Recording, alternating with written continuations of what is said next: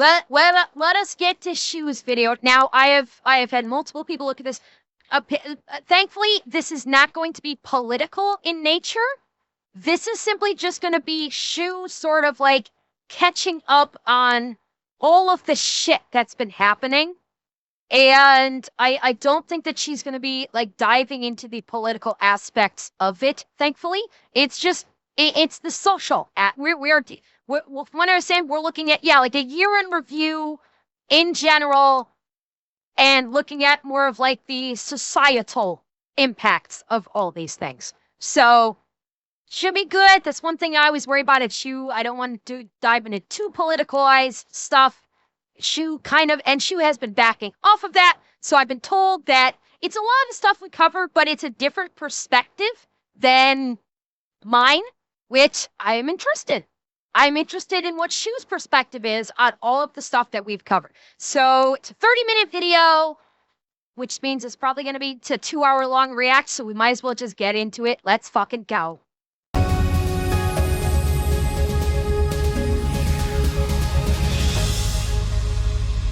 Hello friends, my name is ShoeOnHead, and welcome to my new series, The Hellworld Report. Some of you may remember my old series that was just called Hellworld. If you do, you can qualify for a veterans discount. Congratulations!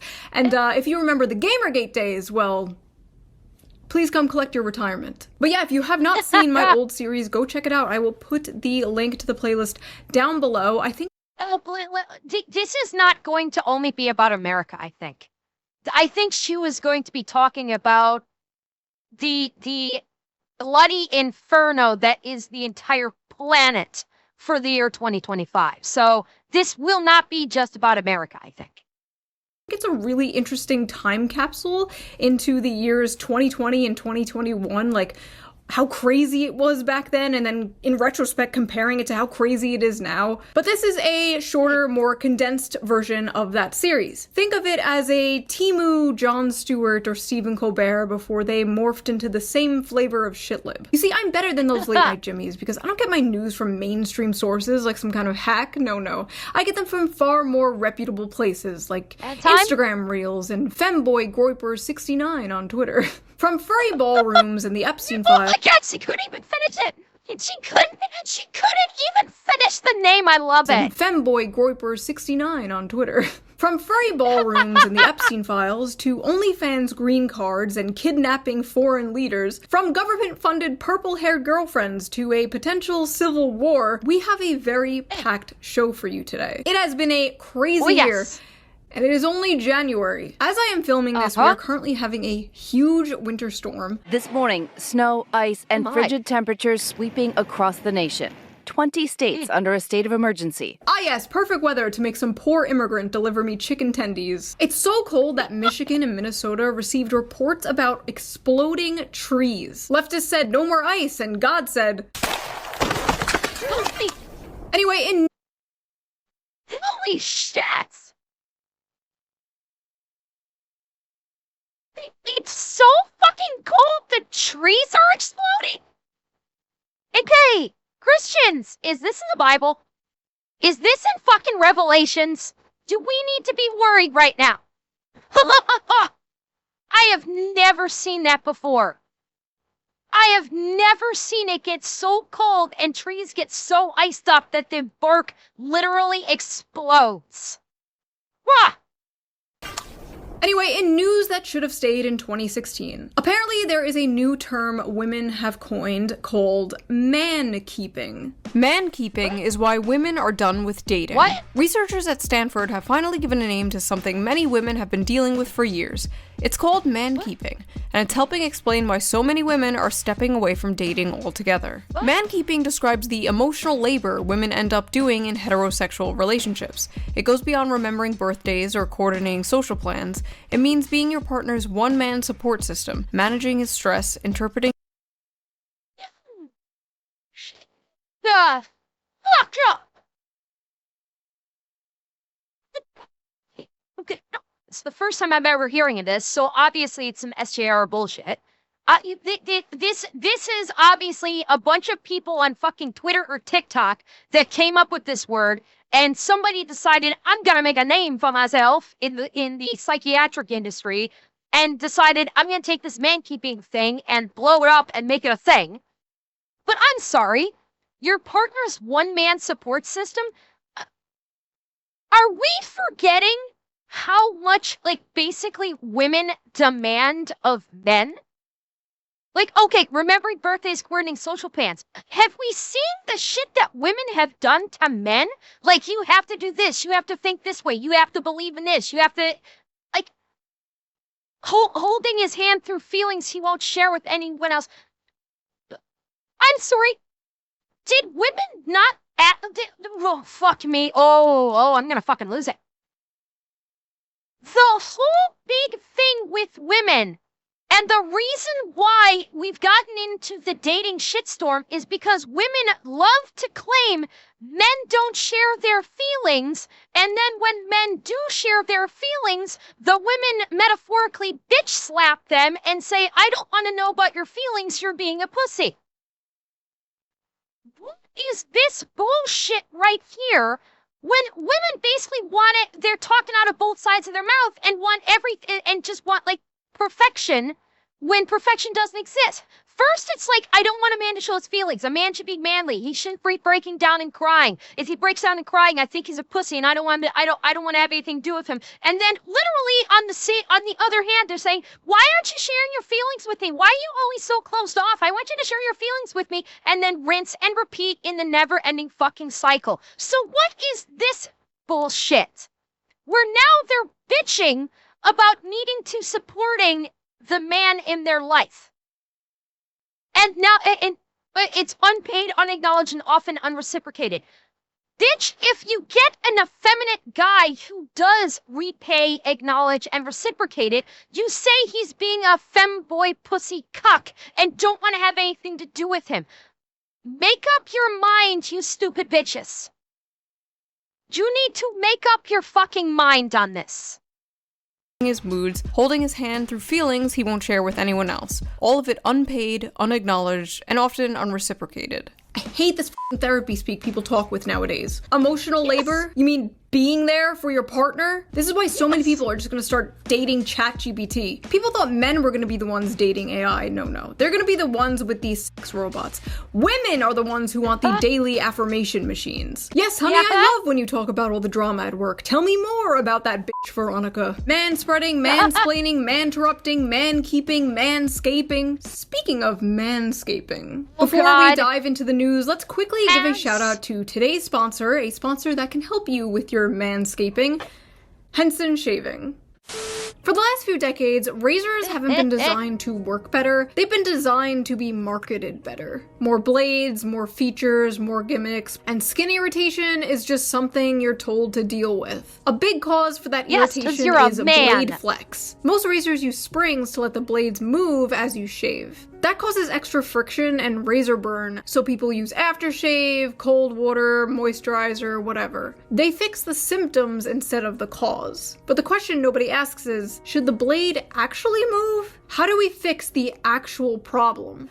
That's where Henson Shaving comes in. By fully supporting a two-sided blade all across its length at a 30-degree angle, they hold the blade in place to prevent any bouncing, skipping, just giving you an irritation-free shave. No springs, no movement, no reason to compensate with pressure. What separates Henson is the precision behind their design. With their Henson AL13 safety razor being manufactured in the same aerospace machine shop that built parts for the International Space Station. This level of precision allows the blade to extend just 1/1000th of an inch beyond the shave plane, less than the thickness of a human hair. Since I switched to Henson like almost 2 years ago now, I've noticed my shaves have been way silkier and smoother. No tugging, no cuts, just a close shave that feels great on my skin. And here is the best part. Once you invest in a Henson razor, it is a lifetime purchase. The only thing you'll need to replace is the blades, which cost 10 cents each. So once you own the razor, you'll only be spending like $3 to $5 per year on blades, compared to the ongoing cost of buying those little plastic cartridges. Overpriced, also, the Henson store. Like, okay, I can't believe I'm yapping about this during an ad. I was considering this, but I was like, okay, let me try a safety razor first. And I picked up like a Gillette one, Like, Gillette actually does make safety razors. I wasn't overly impressed by it, but maybe that's because of the design. Maybe I just need to give it another shot. I was not overly impressed with how close. But again, it's like, yeah, it's a single blade razor. Safety razors are basically single blade razors where it's, you know, it's basically the top comes off of the handle. You place the disposable blade on top of it, screw it down, the blade flexes into position, and that's it. And it's called a safety razor because this is what replaced the straight edge razor. Before the safety razor, this design, it was a straight edge razor with no safety. The whole concept of the safety razor is you can't cut yourself too deep because the design of the head pins down the razor edge, and only a tiny portion of the razor edge extends out, so it's safer than a straight blade. Offers a bunch of different colors, so you can pick out the razor that best suits your vibe. So if you're tired of razor burn, skin irritation, and paying for overpriced razor blades, Henson Shaving is definitely worth checking out. Just head over to hensonshaving.com/shoe and add both a Henson razor and 100 blades to your cart.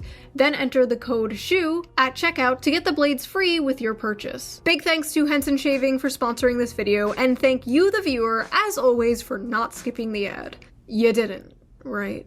Now, let's get back to the video. Alright, let's start with some good news. The median age of home buyers is now 59. But that's not all. America's seniors will now see a new $6,000 bonus exemption as part of the Working Families Tax Cut. That's $93 billion in tax cuts for seniors all over the country. And by Working Families Tax Cut, they mean you, the working family, giving another billion-dollar wealth transfer to the most oppressed class. Boomers! Why are we giving these geriatric f***s another tax break? Maybe they should pull themselves up by their bootstraps. Maybe they should stop buying so much avocado toast. God forbid we help young families raise the next generation of Americans. No, that would be communism. Young people are poor as f*** nowadays. What are they supposed to do? Piper Raquel, 18, claims she made $2.9 million in a single day after launching OnlyFans. No more rights. No more women's rights. I am ready for the Islamic Revolution. Mayor Memdani, please press the Islamification button. I know the go-to joke is always, haha, women, am I right? But I think the real question here is, should men be allowed to have credit cards? This woman didn't magically create millions of dollars. She's not wrong. These like millionaire OF girls are only millionaire OF girls because of men with credit cards. She's not wrong, guys. I hate to tell ya.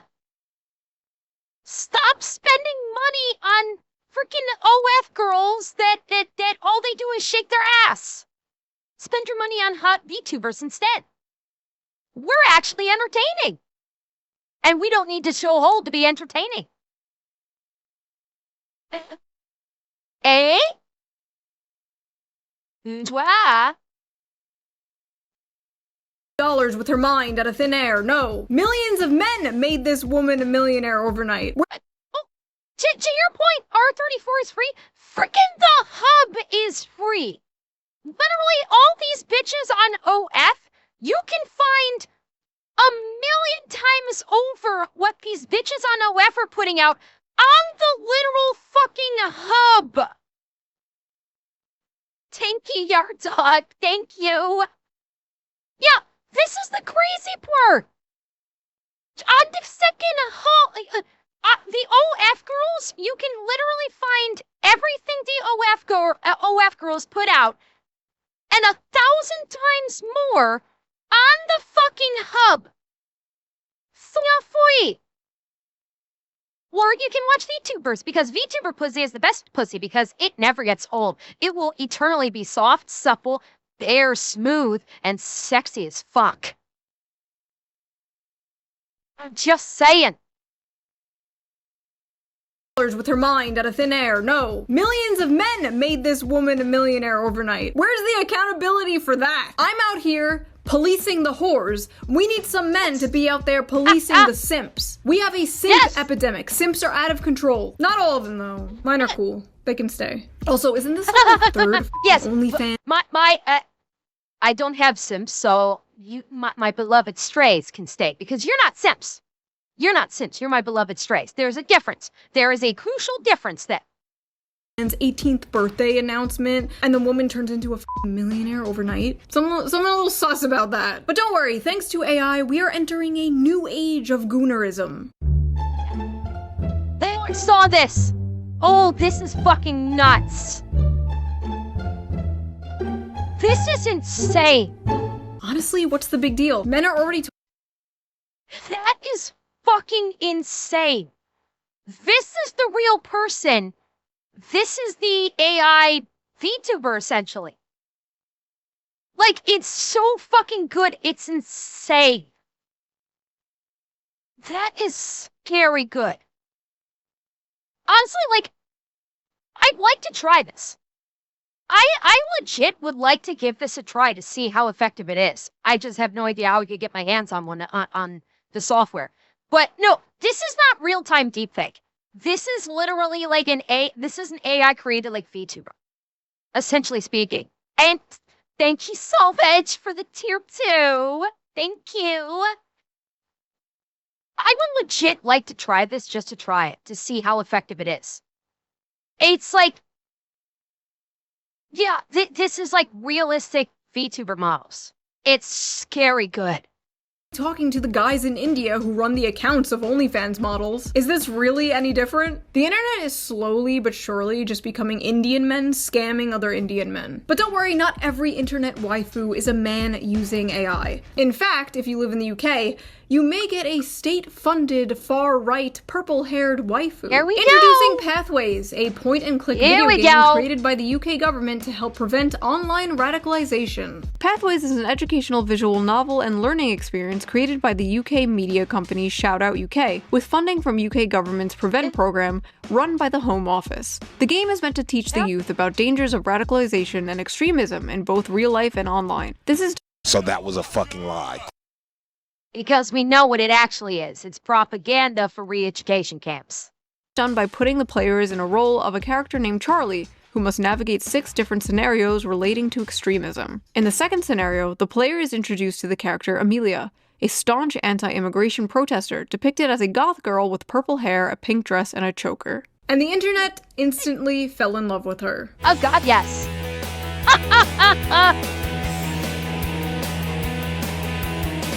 It's like they made her have short purple hair thinking that would prevent this from happening. But the UK failed to consider the fact that conservatives love art hoes. They act like they don't, they'll deny it, they'll pretend they just want a blonde traditional housewife, but deep— No.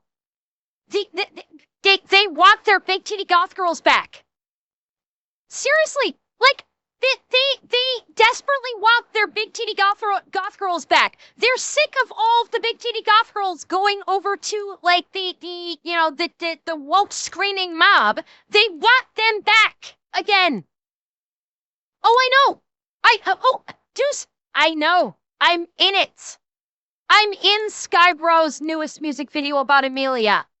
For like 2 seconds, I am in Skybro's video in the theater sitting next to Leaflet and Nux.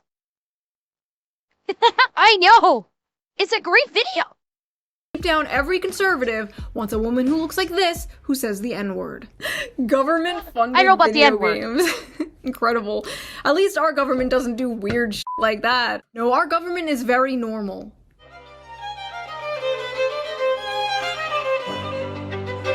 Okay, hold up. I saw something about this. This was not everyone. These were performers.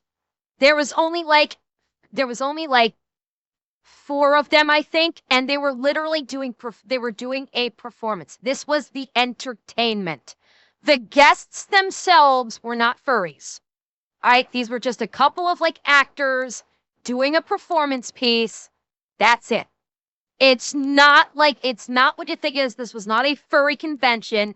It was like 4 people dressed in Victorian garb with sore heads doing a performance, and that's it. That's all it was. Believe it or not, Mar-a-Lago Furry Party was on my 2026 bingo card. I miss when this weird shit was just done underground. I miss when these parties were secret. Speaking of, the Epstein files were released. Wow. Oh. Shue, I know you made this video before it happened, but I got some news for ya. Yeah, I bet you, I wonder if she's gonna have like a last second. Well, did she put this video out before or after? Like, was this video released before or after the major file dump? Was the release of the video before? Okay, so she probably didn't have time to make an edit for it. Incredible! The things they are showing us are eerie enough. I couldn't imagine the things that they're redacting. It is absolutely disgusting that these powerful people are still being protected. We as a country should be extremely concerned about an international child trafficking ring. This is not just something we all move from, and we kidnapped the president of Venezuela. Breaking just now, Maduro, the president says, has been captured. Maduro has been captured and flown out of the country. In total, more than 150 aircraft, bombers, fighters, intelligence, reconnaissance, surveillance, rotary wing were in the air last night.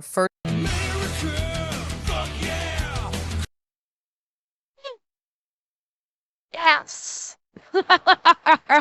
First pictures of Nicolas Maduro on the Iwo Jima that he was being transferred on. Trump voters voted to fix the economy and to afford homes again. They didn't vote to kidnap communists in the middle of the night. Actually, they probably did vote for that. Yeah, well, they did. Oh, 100% they did. The oil companies are going to go in. They're going to spend money. We're going to take back the oil that, frankly, we should have taken back a long time ago. Holy shit. This is the most transparent administration in history. They weren't lying. I don't know if it's the Stockholm Syndrome or what, but it's almost refreshing to hear a leader say, yeah, this is about oil. Like, thank you. Thank you, sir. Thank you for just saying it's about oil. Thank you for not pretending it's about saving democracy and just doing imperialism the old-fashioned way. We have such terrible Middle Eastern... Is it?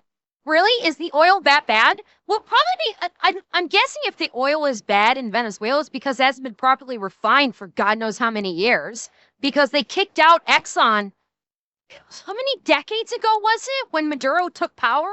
And so it probably has not been properly refined. The refineries themselves have not been operated at proper capacity or a proper operation. So, yeah, well, like, once the oil companies get back in and can retool their refineries or purge the old crap out of there and start actually properly refining again, then the crude oil will probably be back up to proper quality. It'll just, they basically have to do, like, they have to basically purge the lines, essentially, I think. War fatigue, that it was shocking to not hear about how Venezuela is just jealous of our freedoms or some shit. Like, no, it's just for ExxonMobil. Like, okay, carry on. The US used a powerful mystery weapon that brought Venezuelan soldiers to their knees, bleeding through their nose and vomiting blood during the daring raid to capture dictator Nicolas Maduro. Yeah, if you're wondering why we don't have healthcare, this is why. We have invisible laser beams that can make people bleed out their f***ing eyes. Okay, again, I don't discount the fact that we have sonic weapons. I do not discount this whatsoever, that the US either has active or is working on making sonic weapons like this. I still have doubts that it was used in the attack, used in the Yoinkin attack. I still have my doubts about that. Because you have one witness that said it was used. A singular, quote-unquote, witness that claims that an LRAD was being used. And I'm sorry, one singular, unreliable guard witness does not mean that the U.S. actually deployed LRAD or sonic weapons in the Yoinkin. I'm sorry, I don't buy that. Focus microwave, which can again, okay, so either LRAD or microwave weapon, whatever it is, the fact that we've had a singular quote-unquote witness claim that this was used is not enough. It's nowhere near enough evidence for me that was used. It's not. Okay, yeah, you know what he admitted to it for? He admitted to it Did he not admit to it after the story on Twitter came out about this witness? Did he admit to it before or after this supposed witness statement came out on Twitter? Because, yeah, I'm sorry. Trump is not a reliable narrator on a lot of things. Okay, when it comes to basically like chest pounding and basically saying that he's the greatest and by some extension America's the greatest, you have to take what he says with a very huge dump truck of salt. And right now, considering we've had one person, an unknown person, mind you, say that this weapon was used, and that's it. Now, I'm sorry, it's not enough evidence for me to buy it. Even if Trump's saying, "Oh yeah, we had one," sorry, I don't believe him. This is a guy that when he's doing a bracing on an attack will go off on a 20 to 30 minute tangent like the aged grandpa suffering from Alzheimer's, and people have to go, "Okay, grandpa, come on, gotta go back to your room now," and get him back on track. I take what he says with a grain of salt. Apparently, directed energy weapons are real. The Goy beam is real. Deep state pedophiles are real. Havana syndrome is real. Yeah, like I don't doubt that they are being worked on. I don't doubt that they may actually have working prototypes. I have doubts that it was used in the yoinking. That's my thing, is I have doubts that they used it in the yoinking. That's it. Hell, it's almost like being a conspiracy theorist is just another word for being correct too early. What's next? COVID was fake? There have been significant developments in the last 5 to 7 years on social, environment, and technology fronts that could help realize My Carbon initiatives for shaping the future towards smart and sustainable cities. COVID-19 was the test of social responsibility. A huge number of unimaginable restrictions for public health were adopted by billions of citizens across the world. There were numerous examples globally of maintaining social distancing, wearing masks, mass vaccinations, and acceptance of contact tracing applications for public health, which demonstrated the core of individual social responsibility. Sorry, I just owe many people many apologies. Anyway, Venezuela has no president. Who is going to run Venezuela? So we are going to run the country. A few moments later. Hola amigos, yo soy su nuevo presidente, el señor Donald J. Trumpo. Can we maybe just fix our country first? Can we fix our broken infrastructure, our education system? Can we do a little nation building in this nation? Can a bitch get a little regime change in our own country, please? And with modern American nation building comes refugees. So who is gonna take in these Venezuelan refugees? Are we? Yeah. Only the hot ones, apparently. United States increasingly issuing work visas to OnlyFans models based on level of audience reach, according to the Financial Times. Imagine being an immigrant from... Which? Who was it? I don't want to misquote the wrong person. Someone actually said, I get proof of this. And I'm trying to think of who did. Which streamer said this? Like, I have an idea of who said it, but I don't want to accidentally misquote them and get them in trouble. Wasn't there a thing about breeding? I don't know if there's a thing. I hadn't heard anything about breeding visas. That's not one that I recall hearing about. Was it? Okay, I didn't want to say it was Asmongold when it might not have been him, but I thought it was Asmongold that said, like, I approve of this. Like, let the hot ones in. I thought that was Asmongold, which is just funny as hell. But I didn't want to misquote him.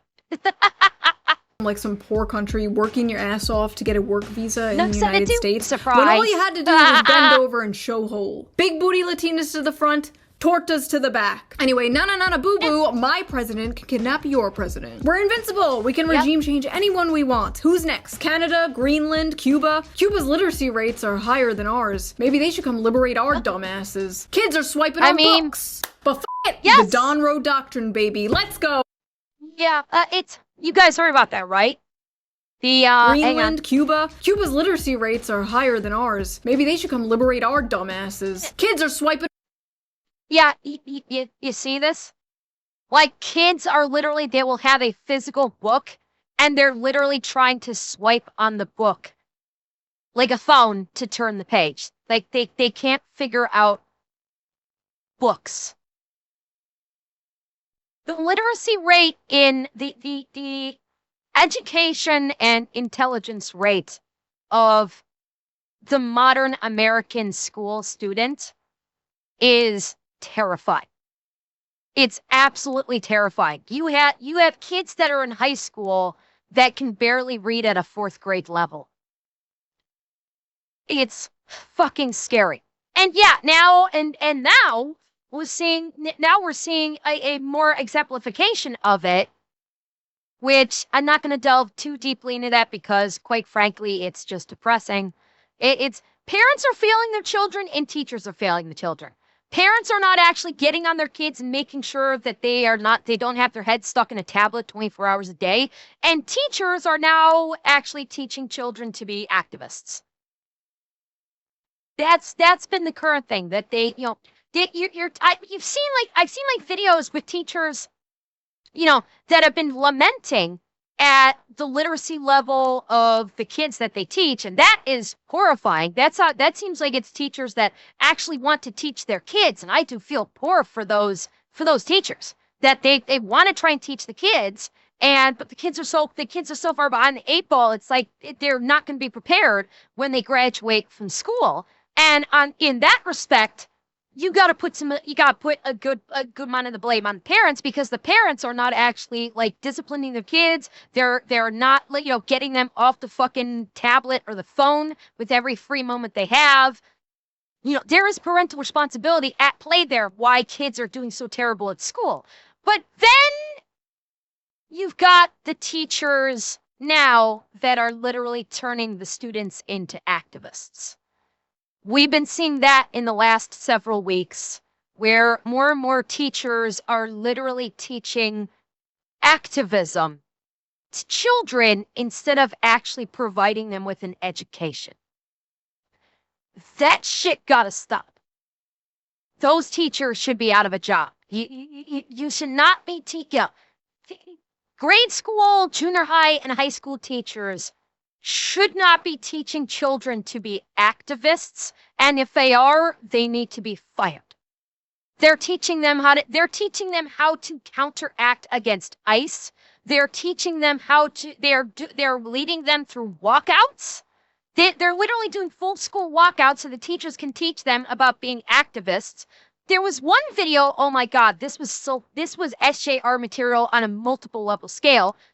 There's one teacher that she posted a video on Instagram or TikTok or something, that not only is she teaching children to be activists, like SJR levels of activism, she's literally hanging a flag, putting a flag up in her room with the American flag upside down as quote unquote protest. Now, for anybody that has 2 brain cells rubbed together, they will know that an upside-down flag is not a symbol of protest. Military members, you will understand this. An upside-down flag is a symbol of surrender and distress. Okay? It's a symbol of distress, and it's also a symbol of it's also colloquially a symbol of surrender as well. And these teachers are literally hanging the American flag upside down in their classrooms. This shit gotta stop. This shit has to stop. These teachers need to be fired. They are activizing their children. They are filling their heads with insanity from a kindergarten level. Yeah, they're doing this to fucking kindergartners. They're starting them at kindergartners and 1st graders. It's insane, and every one of them should be fired. And I'd say, depending on how bad they are, I think some of them might need to be in jail for basically doing damage to their children. It's getting fucking insane, and it's spreading. Like I said this before, this is like what we saw in Minnesota has spread. Look at what's happening in California right now. I fucking called this weeks ago. I said if the Insurrection Act was not activated and shit didn't get fixed in Minnesota utilizing the Insurrection Act, this shit was going to spread, and it is. It is now spread in New York, and look what's happening in LA right now. Look at the riots that are happening in LA. because this shit did not get locked down. It is spreading. We are seeing more checkpoints by the insurrectionists.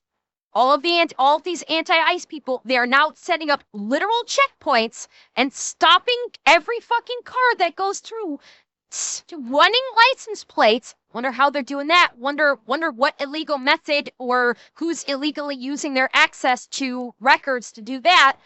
Demanding identification to determine if they're not ICE before they'll let them go. These people need to get locked up. The Insurrection Act needs to be used. We are at the point of insurrection. Yes, it is they are literally doing Gestapo tactics and demanding of normal citizens, papers, please. The anti-ICE Gestapo is literally behaving the way they want to pretend the way that ICE is behaving, and nothing's being done about it. National Guard from Minnesota National Guard got called in. Guess what they did? They're feeding the protesters. Supposedly, the state police and sheriffs are now able to actually help ICE. What's happening? Nothing. Nothing's fucking happening. This is why I said the Insurrection Act needs to be activated. Start in Minnesota and go from there. They need, the fact that the Insurrection Act has not been activated right now, I said this before, it's showing how weak Trump is. It is showing how weak he is. He supposedly had a great discussion with Tim Walz, where he's praising up Tim Walz. Tim Walz is still bashing on Trump, and it's only getting worse in Minnesota. It's not big. Things have not gotten better. It's getting worse. I'm sorry. The fact that he has not actually activated the military and activated the Insurrection Act and sent in the troops to lock shit down is showing how weak he is right now. It is. Because things are not getting better. They are getting worse. Yeah, police are arresting people in Minnesota, but now things have stepped up and now there are literal checkpoints being established in Minnesota. They're allowing the teachers to basically shut down schools to basically turn the children into activists themselves. You literally have schools that are closing down and not able to hold class because the teachers are too busy out there protesting. There's literal schools that are not able to hold classes. Yeah, you're right. I need to keep going. I'm digging in the weeds. All right, I'm gonna keep going. I'm digging in on the I'm onto this way too much. On books, but it, the Don Roe Doctrine, baby. Let's go. America is back. Dick Cheney is looking up at us smiling. You just wait for Cuba. Cuba is a communist dictatorship. Their days are numbered. Trump, listen to me. Wait, Trump doesn't watch this shit. Vance, listen to me. Get people like Lindsey Graham far away from anyone in power right now. This little Venezuela stunt was cute, but we are not touching any other countries. We are not touching the Middle East, especially. No more Middle East. We all have Middle East fatigue. We are done. God, this whole thing really put into perspective just how weird it was that we were there like for 20 years. You mean we could have just been in and out in a few hours? I guess those poppy fields couldn't maintain themselves though. Anyway.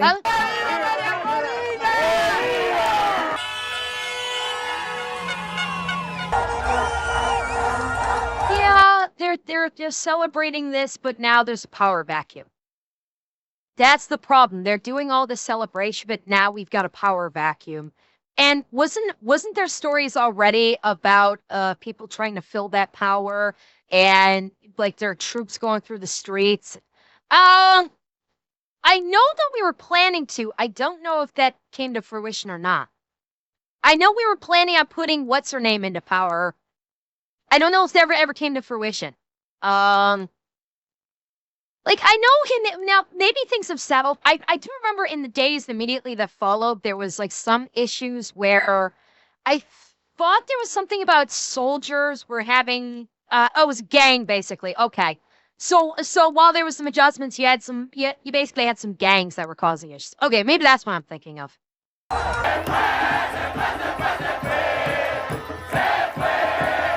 Yeah, sorry, excuse me. But did you forget to check in with Lilith, the barista from Bushwick, and see how she feels about this? Trump said the United States will be running Venezuela. Whoa! Oh, God, colony. Whoa! Imperialism. All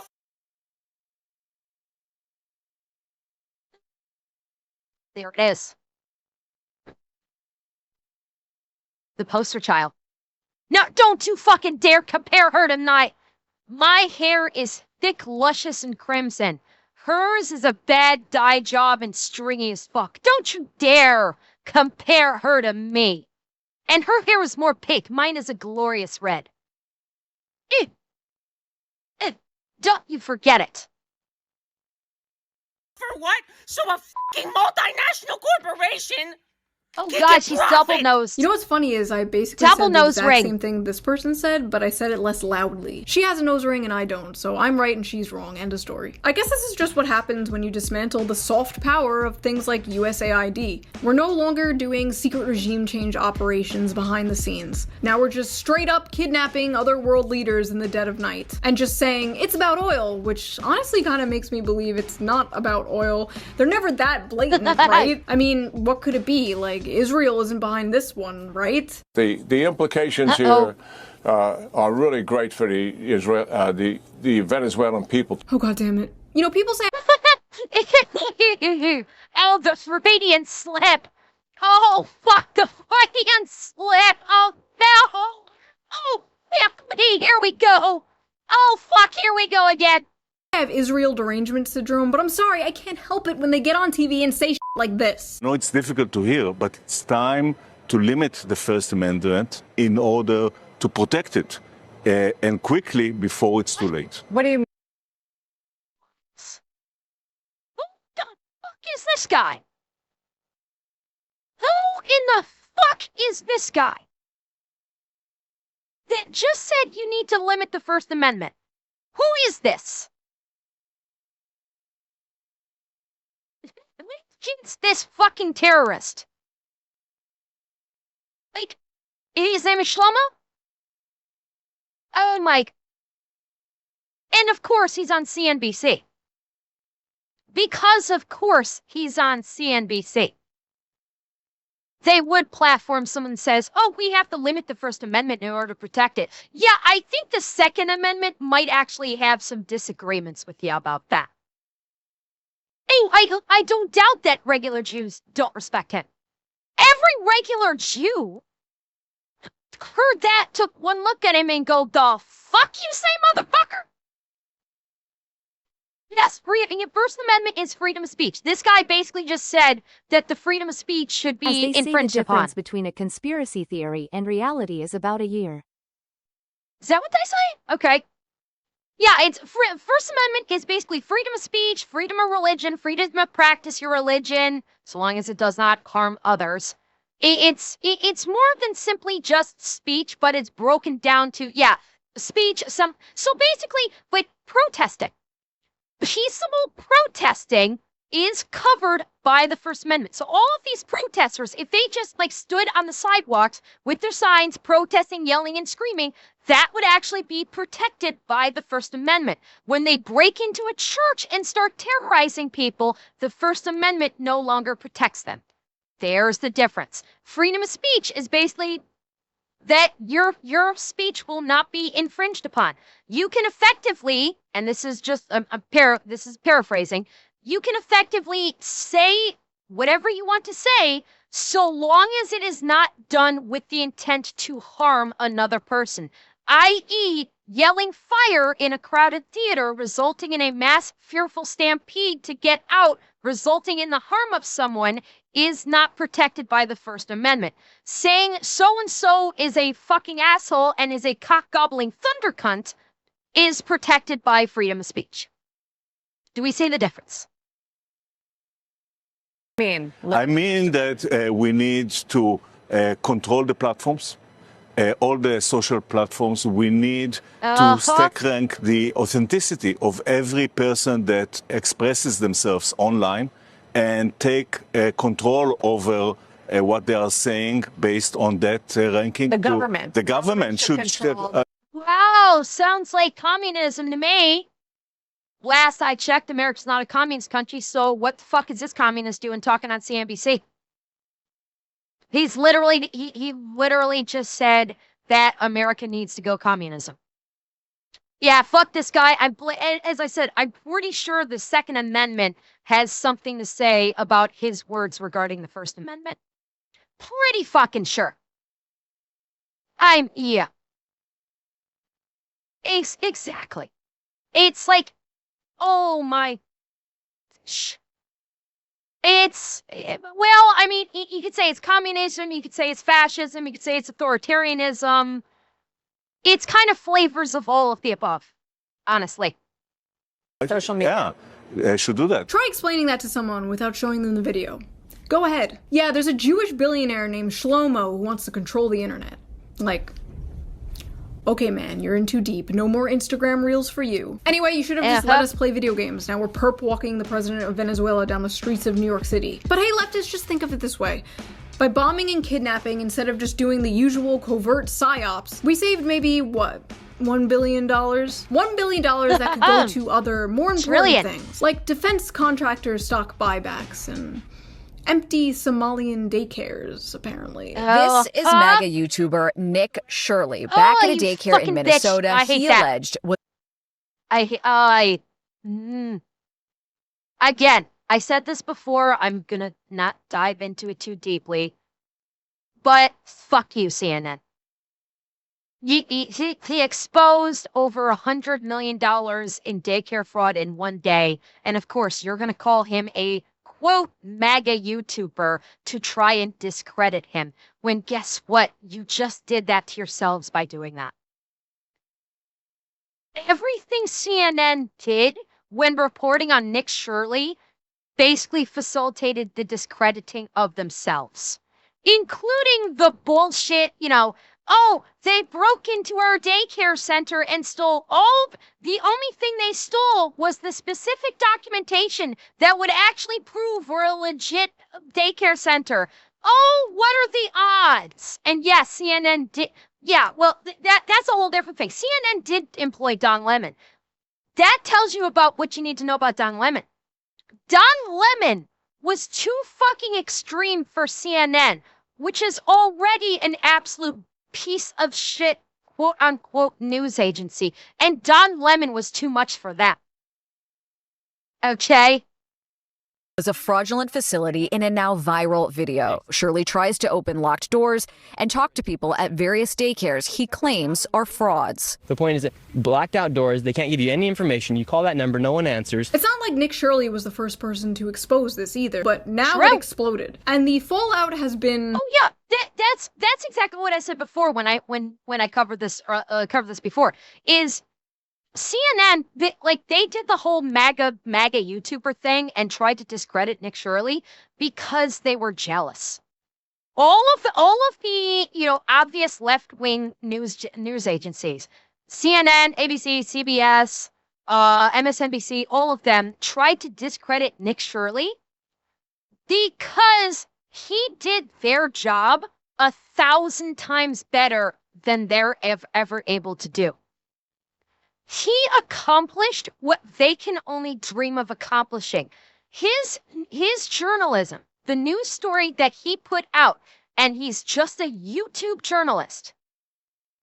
His journalism literally resulted in the United States government taking action and basically sending a shit ton of ICE, a shit ton of the FBI, and a shit ton of the IRS into Minnesota to conduct ICE operations and anti-fraud investigations. Nick Shirley did that. None of these other mainstream, quote-unquote, journalists were able to accomplish that. A 24-year-old kid on YouTube accomplished what they could never dream of accomplishing, and every single mainstream news agency is butthurt as shit about it.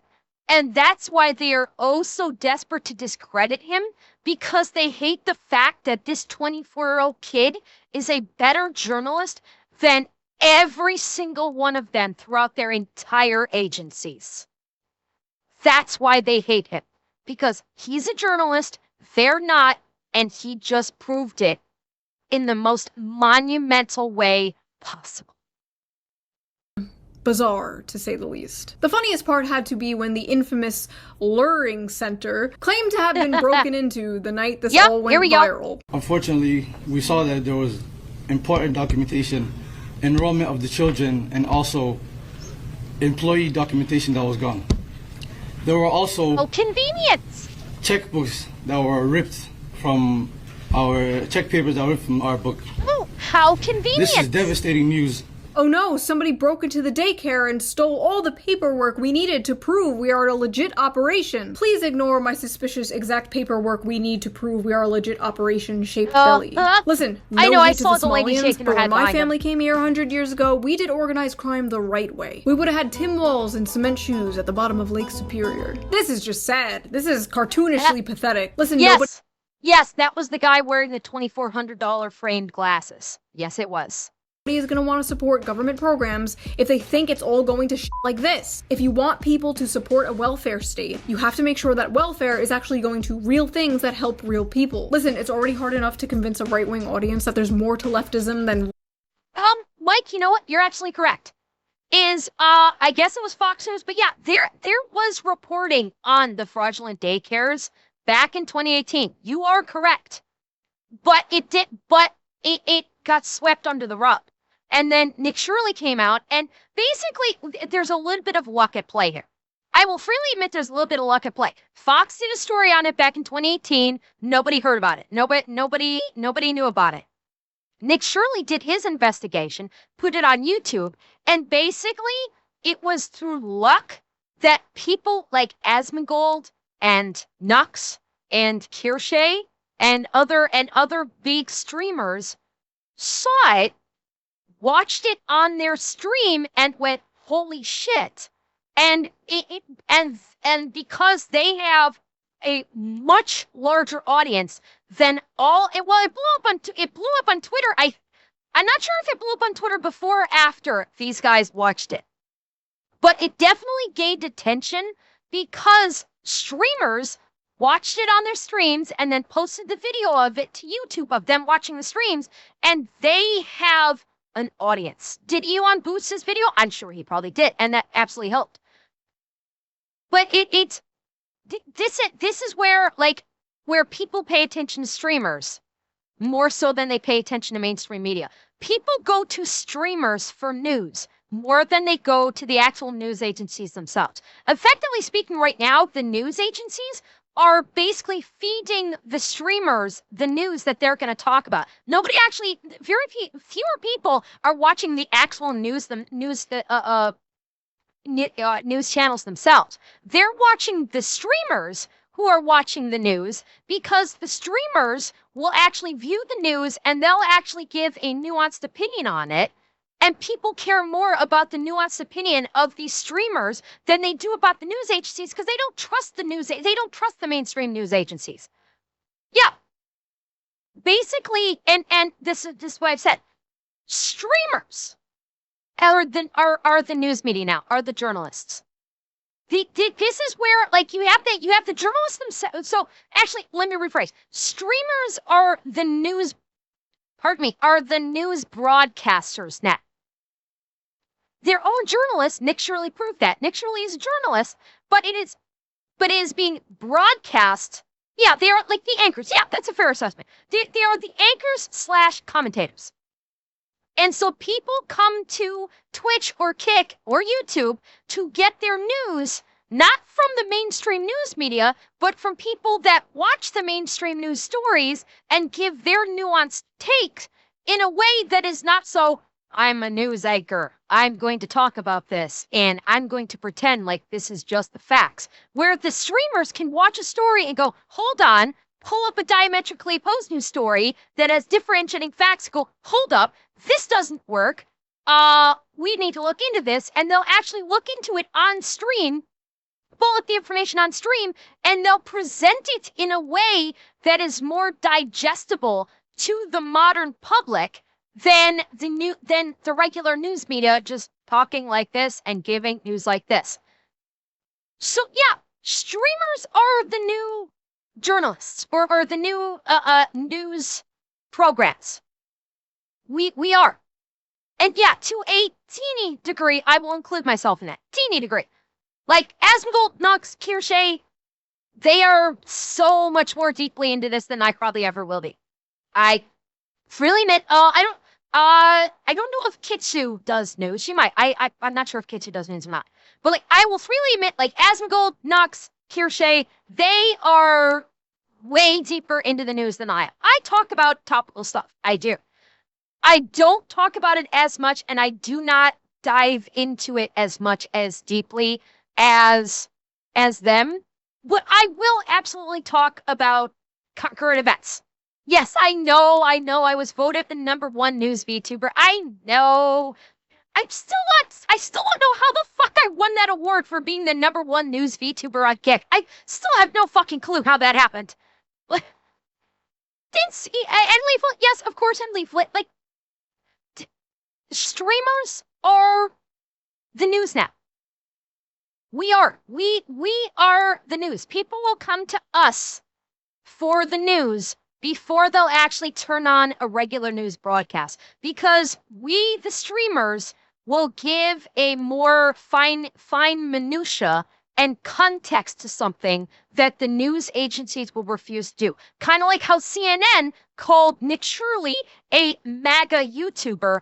And immediately when I heard that, I immediately pushed back on that and said, no, he's not. He's a journalist. And they're just butthurt because he was able to accomplish what they can never accomplish. So you get that fine minutia in there, that context that the mainstream media will not give you. And I've gone way too deep into the weeds on this. We must continue on. Things that help real people. Listen, it's already hard enough to convince a right-wing audience that there's more to leftism than Reddit and butt sex. Now I have to convince them the wealth redistribution I advocate for isn't all going to Somalian welfare pirates. Thanks. That money should be spent on more important things like New Gaza. That's right, the World Economic Forum and Jared Kushner are proud to present New Gaza. Yes, the demolition project. Oh God, another one of these mega projects that is going to crash and burn before it even gets started. Oh, we've seen this. This is going to go nowhere. This is the first I'm hearing about, quote, New Gaza, unquote. This will go nowhere.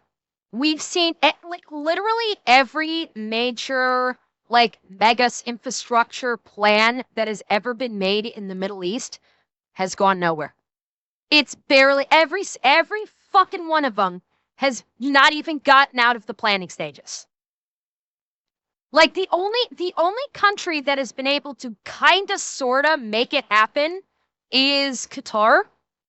Is it Qatar? Wait, am I thinking? No, UAE. Sorry, not Qatar, UAE. The UAE has been the only country that has been able to make kind of, sort of, some kind of, Dubai. Well, Dubai's island plans failed, but Dubai itself is the only, that's what I was thinking of. That's why I'm struggling to think of a name. Dubai is the only quote-unquote mega infrastructure project that's been moderately successful.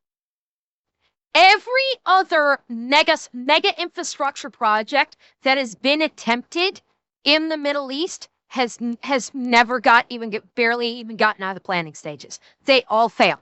This one's going to fail too. It's not going to happen. This is not going to happen. It will not even get out of the planning stages. You're gonna see some really fancy CGI presentations. Oh, look at what we're gonna do. This is all doable. I promise. I pinky promise. We're gonna be able to make this wonderful, and it's never gonna happen. Just like literally every other mega project that has been posed for the Middle East. Every fucking one of them. It's not gonna happen. Project is finally complete, folks. Time to build a Sweet Green and a fucking Deloitte branch on top of the bodies of thousands of dead children. Hell is not hot enough, ladies and gentlemen. Hell is not hot enough. Anyway, because of all this fraud stuff, Tim Walz is stepping down, which is sad to see because he has to be one of my favorite. No, we need clarity on this. Tim Walz said he's not running for re-election because of Nick Shirley's video and the governmental response to Nick Shirley's video. That needs to be very fucking clear. Nick Shirley took down a state governor. That was Nick Shirley. Because of his video, because it got blown up by Elon on Twitter and by people like Asmongold and Kirsche and Nux and maybe even me, because it got blown up on social media, the government went, hey, we need to do something. And so they sent in ICE, they sent in the FBI, they sent in the IRS, and it all happened so fast. Tim Walz went, yeah, okay, I'm not gonna run. And it was all because of Nick Shirley. He did that. Nick Shirley can puff his chest and say he took down the governor of Minnesota. And it would be a legit brag. It would be a legit flex by Nick Shirley.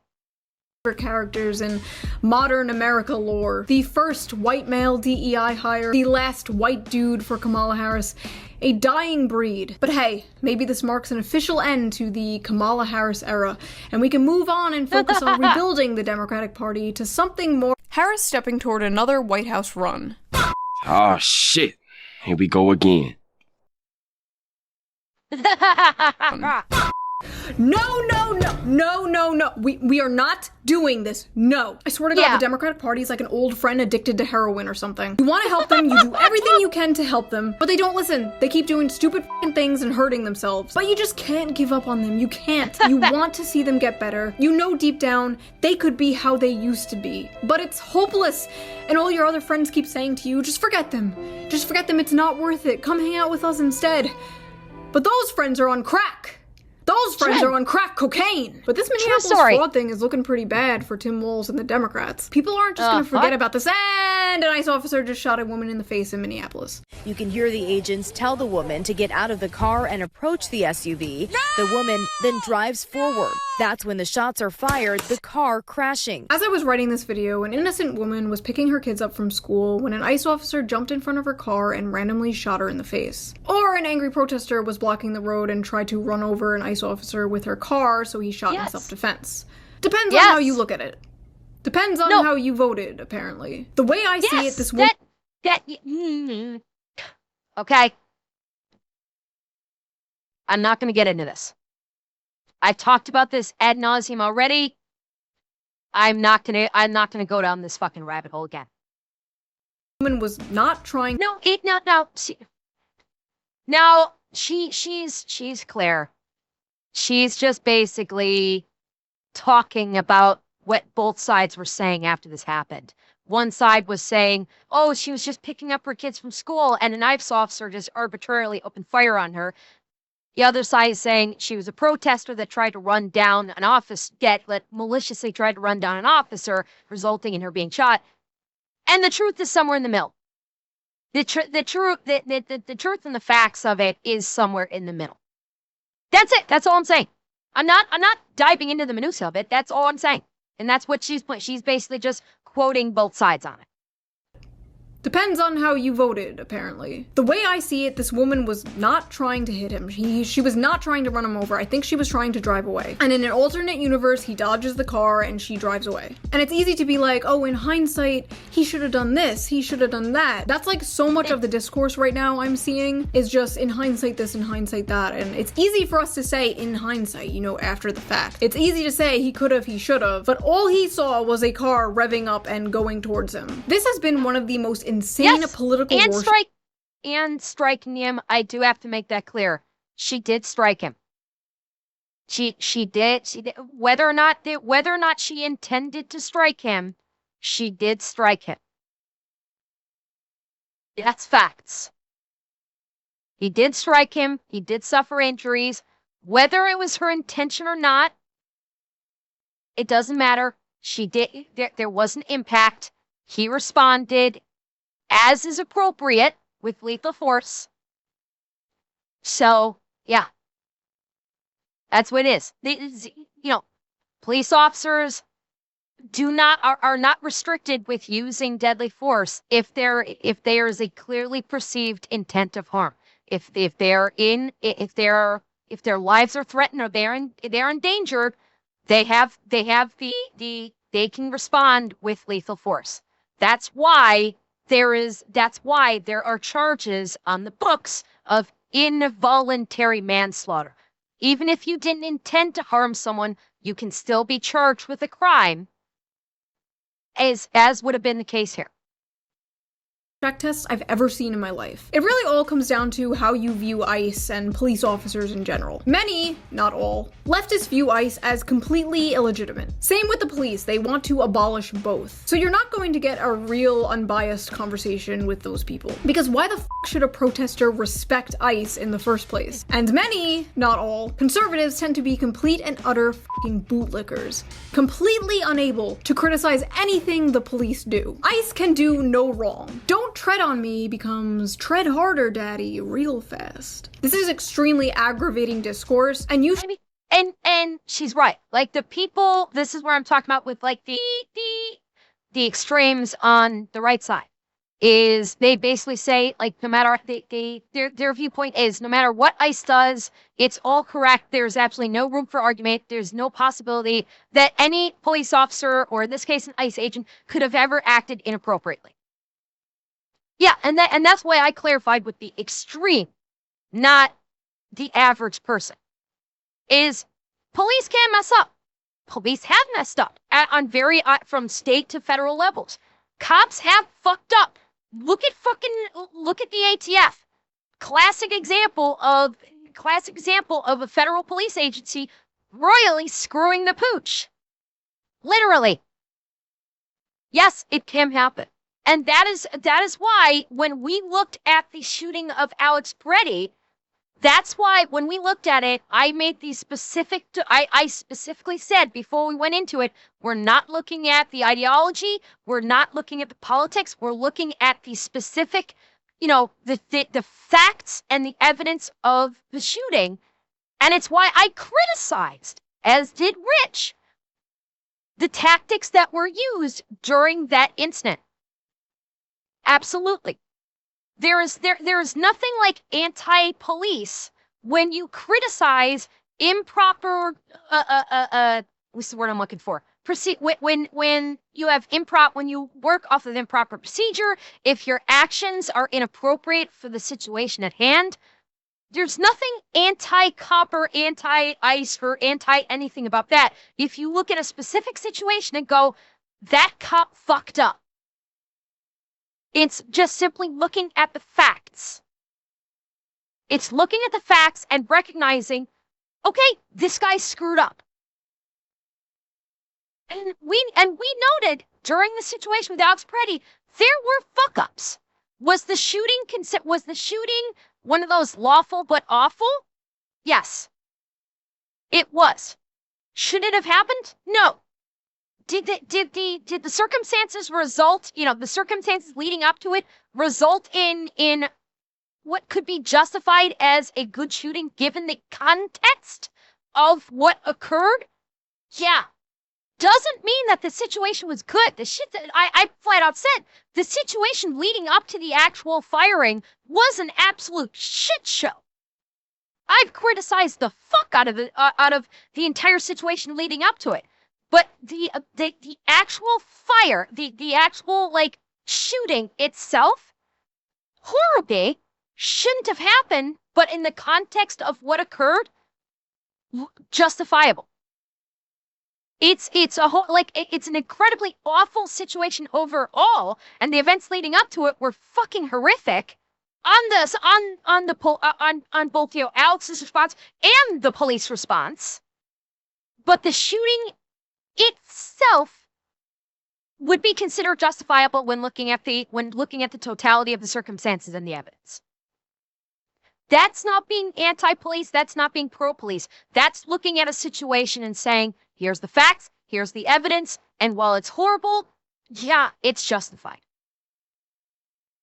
This is why I talk about the two extremes. People always well, the left is just so much more extreme. Yeah, but that doesn't move away from the fact that there's extremes on the right, that you can't just they don't go away. If one side is doing more, the other side's doing less doesn't go away. It doesn't all of a sudden forgive the other side for the shit that it does. The shit that the other side does is still there. It still counts. Fucking own it. It's literally as simple as that. This is not a contest of who is worse. Okay, let me put that straight out right now. People have criticized the fuck out of me when I have said that both sides are doing horrible things. And I got dogpiled on my videos that I put up before saying, well, it's all the left, it's all the left, it's all the left, it's all the left. No, it's not. Is the left maybe doing more than the right, or at least what we are seeing, what we are able to see that they are doing? Maybe. But it doesn't fucking matter because it's both happening. It's happening on both sides. Maybe one side is doing it more than the other side, but that doesn't remove the fact that the other side is doing it too. It's willful ignorance, it's willful blindness to go, well, they're doing it more, so I don't care about what's happening on this side. That is willful ignorance and willful blindness, and I'm sorry, you're a fucking idiot if you're just going to ignore it. You are, and I'm not talking about you guys specifically in chat, I'm talking about you on the internet that love to say, oh, they're doing it so much more. You want to ignore what the other side is? You're a fucking moron. Both sides are doing it. Maybe one's doing it more than the other, but that doesn't mean you ignore what the one side doing it less is doing. Because even though it's doing it less, they're still fucking doing it. And if you're choosing to ignore it, to basically scream about the side that's doing it more, then you're a bootlicker and you're refusing to accept reality. I do not refuse to accept reality. I will see both sides doing it. Should be questioning anyone who takes a really firm, hard stance either way and can't fathom how the other side is seeing what they are seeing. The first episode of my old Hellworld series was actually all about police brutality. It was all about police brutality towards innocent protesters. I was a little more ACAB-y back then. I was a little more libbed the f*** out back then. But hey, to be fair to me back then, that is what happens when you live in the sheltered Okay, what are we doing now? Okay, I will give you one example. The shooting of the Democratic senators. You can try and spin that any way you want. That was someone that actually went after a left. You acknowledge it. It's horrible. All I'm saying is you have to acknowledge it. I'm not saying agree with it. I'm not saying champion it. I'm not saying cheer it. I'm saying literally acknowledge. Yeah, the guy was insane. It doesn't change the facts of what happened. It doesn't change the circumstances that happened. It was still an attack against Democratic congresspeople. And it was still horrible. And if you can't acknowledge that, then I'm sorry, that's a problem. It's a problem with acknowledging that horrible shit happens. And that...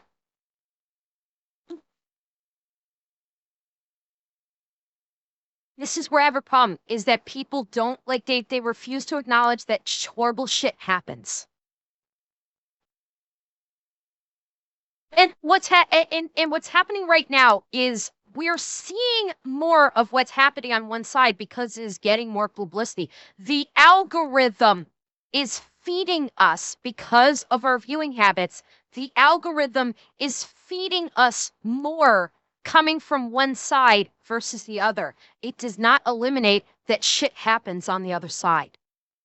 We're just not seeing it because the social media algorithms are pushing the one side of it to the forefront and burying the other side. That's all I'm saying. I'm not saying acknowledge it. I'm not even saying one is better than the other. I'm saying don't willfully ignore things that happen just because one other side is doing more than the other one. Violence is horrific. Committing violence is horrific. I know. Fuck, we're off the rails. Fuck. Sorry. Okay. I said what I said. Okay. I said what I said.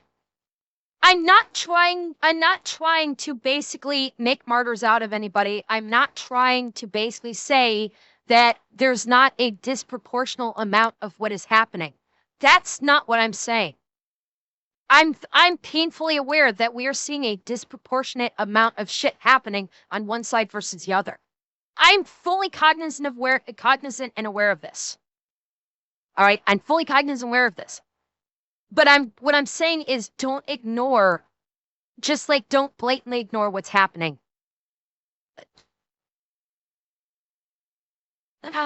Okay, I've got to move on because I'm getting way too far into the fucking weeds on this. Yeah, and that's what I'm trying to say. Both the extremes are bad, and for some reason, people just can't accept that both extremes are bad. Which is literally all I'm trying to say is both extremes are bad. Not both sides, both extremes are bad. That's all I'm saying. And Snake's God, thank you. Thank you for the 50. Thank you.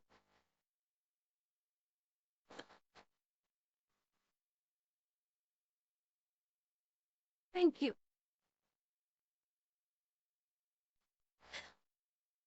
And thank you, Thunder Biome, too. God, I fucking shit. I hate that this kind of shit happens, that I have to go so deep in this, that I miss someone being so wonderful like this. I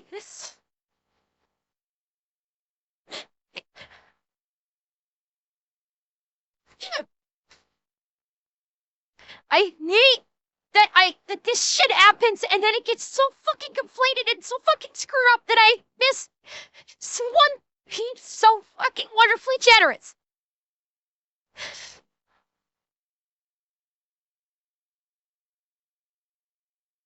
Thank you. Thank you. Thank you.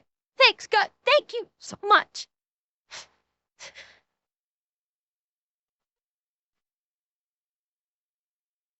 Thank you very, very much. I'm sorry that I was so stuck in that.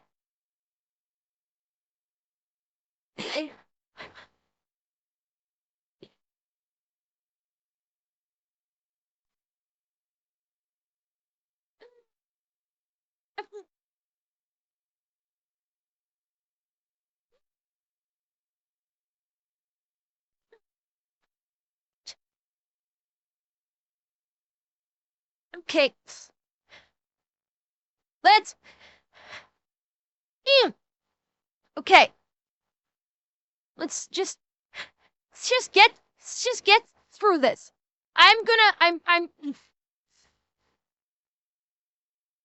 Let's just get through this. And I am not gonna miss another one. I refuse to miss another one. I'm stopping this fucking React dead if there's anything like that happens again. I don't fucking care what we're talking about. I'm stopping this fucking dead if something like this happens again.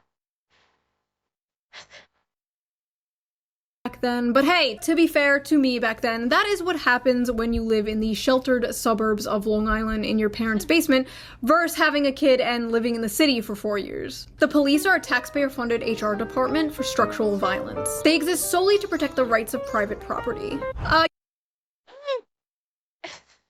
Thank you, anonymous gifter. Thank you for 5 more.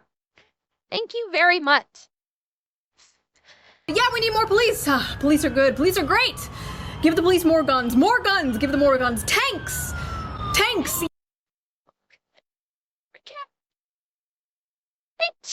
Thank you for 20 more gifted, Rick. Thank you. Thank you very much. Thank you.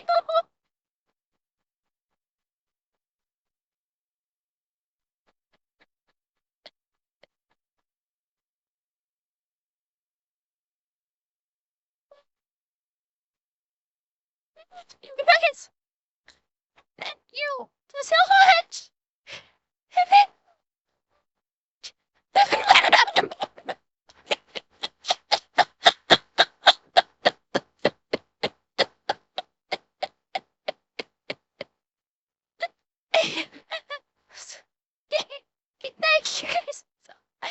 you guys so much.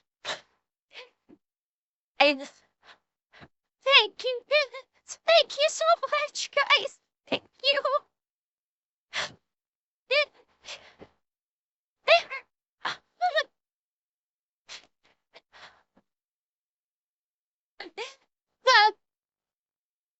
Thank you. Thank you so much.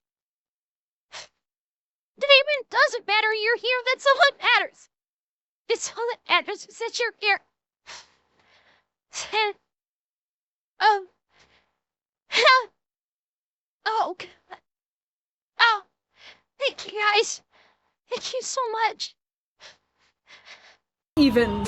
My overall opinion is still basically the same. I'm very critical of the police. I am very pro First Amendment. Protesting is a fundamental American right, and we can't just go around labeling protesters domestic terrorists. That is an insane, slippery slope. And if you support that— Correct.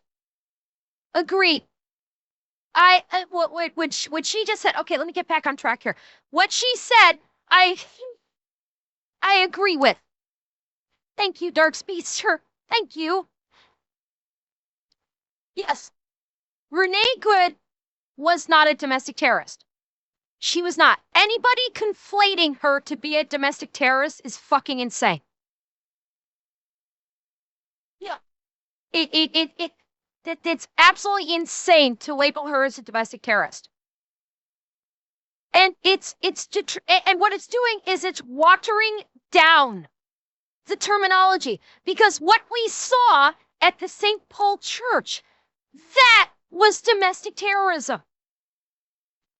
This is why just throwing fucking labels out is watering shit down. So when people like see these words, that people are saying like, oh, she's a domestic terrorist because she, tried to get away from ICE and ended up hitting an ICE agent with a car and losing a wife because of it. That's not domestic terrorism. But again, this is misusing words. This is basically destroying language. It's another example of calling her a domestic terrorist when she was not, means that when the shit that happened at the St. Paul Church does not get properly labeled as the terroristic acts that it was, because it's destroying fucking language. Again, they're going to call her a domestic terrorist because her actions were reckless and resulted in the loss of her life, and they're going to just like, oh, because we didn't like her politics, we're going to call her a domestic terrorist. No, this is destruction of language. This is absolute destruction of language, the same fucking way that the other side is destroying the word fascism and destroying the word Nazi and Islamophobia. It's the same fucking thing. You're destroying fucking language, and I'm gonna call it the fuck out every time. Whoever is labeled this woman as a domestic terrorist, you are a fucking retard, and you're destroying language. And it's why what happened at St. Paul is not being properly labeled as a terror incident the way it should have. Those people actually committed terrorism, but nobody's calling that because we're seeing this abject destruction of fucking language by people where they're calling something it's not, and when something actually occurs that it is, nobody properly addresses it as such. This is the destruction of language that I'm talking about, where people become blind to the actual events that the language fits appropriately. And so it just turns into, oh, we're just going to call someone this because I disagree with them, because I disagree with their politics. But when the actual event happens and you call it that, people just say, oh, that's just being conflated to something you don't like. Destruction of language, and this is destruction of language. Right fucking here. We've been calling it for the people using Nazi and fascist and Islamophobia and etc. Well, I'm calling it here too. Calling her a domestic terrorist is destruction of language, and fuck you for doing it. Terrorists, that is an insane, slippery slope. And if you support that, I promise you it will come back to bite you in the ass. So good luck in 2028 when President Newsom knocks you up. Whoa, knocks you up. Whoa, what's going on here? Good luck in 2028 when President Newsom locks. I mean, if you believe the hype, then he's going to fully want that to happen because he's going to be on the side of the, milking farm people that, these kind of people, the one Anna Valens who actually has the fan fiction of forcibly impregnating people, and she's Newsom's demographic. So, I mean, if you want to go down that rabbit hole, she's not exactly If you want to go down that rabbit hole. And yes, the thing with Anna Valens writing fan fiction about forcible impregnation, or I think it was what, forcible transitioning followed by impregnation. I can't remember exactly, but yeah, that's literally a thing that Anna Valens did, and she's literally Gavin Newsom's demographic. So if you want to go down that rabbit hole, Sue's not wrong. You up for protesting against mandatory forced feminization or whatever the f it is Democrats do. What do they do? Nothing. They do nothing. I don't f***ing know. I left this joke blank. Something pronouns. Like, God forbid the state ever turns me into Swiss cheese and the president's like, she was a radical leftist lunatic. The people called her Commie Mommy. Can you believe that, folks? Commie Mommy. Sad. And some people were okay, it's a little fucking scary that I could actually see that happening. Like, seriously, it's kind of fucking scary that in a way I could see this happening. Like, not to, like, I'm not, okay, let me be clear. I don't want Shue to get hurt. I think Shue is fantastic. But I could legit see that if a person similar to Shue, similar to her, basically her thought processes, gets gunned down, like gets shot, I could legit see Trump saying exactly what she just said. That's fucking scary. Sad. And some people were like straight up mocking this woman, celebrating it, and then when people were like, what the fuck, they were like, well, you got Charlie Kirk, so now we got one of your guys. Is that what we're doing now? We're just— There it is. That's what I'm talking about. That's precisely what I'm talking about. You want an example of the right side extremism? The people that are celebrating the death of Renee Good and Alex Peretti. There's your fucking example. Some of you guys were asking for an example of the right side extremism. There you fucking go. How many of the right side extremists celebrated the death of Renee Good and Alex Peretti? You want an example? There it is. Yeah, it may be a small amount, but did it happen? Yes. Yes, it did. So there's your example. Just gonna keep killing each other back and forth? Is that what this is now? Like some kind of civil war? Who gets me in the national divorce? Hell yeah, 2 Christmases. Like, you agreed with me when I was upset about the reactions people had about Charlie Kirk, and then you're over here like, boo-hoo, she was a stupid libtard. Honestly, some of you just don't have morals. You have like temporary weapons you can use to bludgeon people you don't like when you have the chance. You and all the people who mock Charlie Kirk are all going in the pit, and you can come out when you learn how to be normal. In my opinion, a lot of focus on illegal immigration should go to the employers employing illegal immigrants for cheaper scab labor. Yes, I feel like that's really important, and like, we're not doing that. It's kind of interesting that the government is focused so hard on it. And by the way, that's also impacting, it's impacting not only Americans that could be doing those jobs, it's impacting the immigrants too. Leave us not forget, like what she was just talking about is the people that employ illegal immigrants do so, they are effectively employing slave labor. That's something to think about. The people that employ the illegal immigrants are not only keeping legal Americans from getting a job, the illegal immigrants that they hire effectively become slave labor because they can hold their illegal status over their head and say, if you don't work for piss poor pay and if you don't work overtime for said piss poor pay, I'll just put in a phone call to ICE and have you deported. And so they basically have this that they can hold over them for all fucking time. And so they are in no way angels whatsoever. Yeah, indentured servitude, softer slavery. Yeah, exactly. So yeah, it does no good for anybody. That's really important, and like, we're not doing that. It's kind of interesting that the government is focused so hard on immigration right now, but like, apparently hasn't made any like real actual legislative change to the laws of immigration. Dragging Jose out of Home Depot might work for now, but they have to be working on something more substantial, right? Well, Palantir, the company named after the evil crystal ball in Lord of the Rings, right, is apparently working on a new tool for ICE. And what does it do? Oh, nothing really. Just creates a map of deportation targets, pulls up a dossier on them, and assigns them a confidence score. Because if there's one thing we can trust, it's a private Silicon Valley tech company's algorithm deciding who gets disappeared. Every single surveillance tool starts by simply protecting us. It's only gonna affect the baddies. But who are the baddies? Today it's illegal immigrants. Yeah, look at the UK.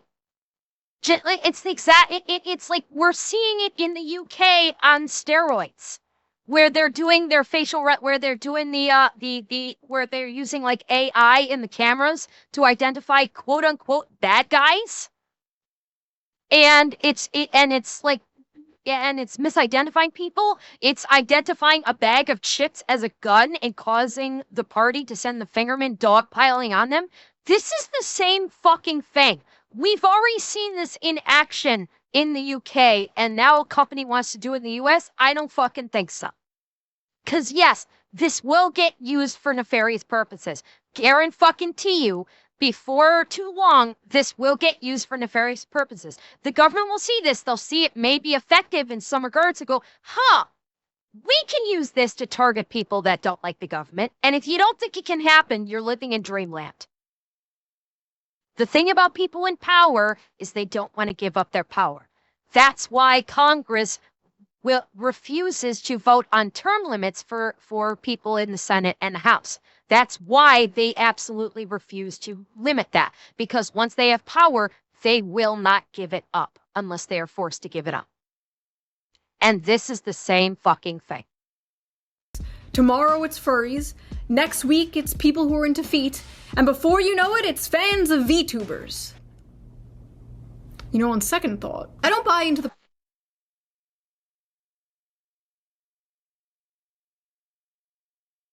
Hello?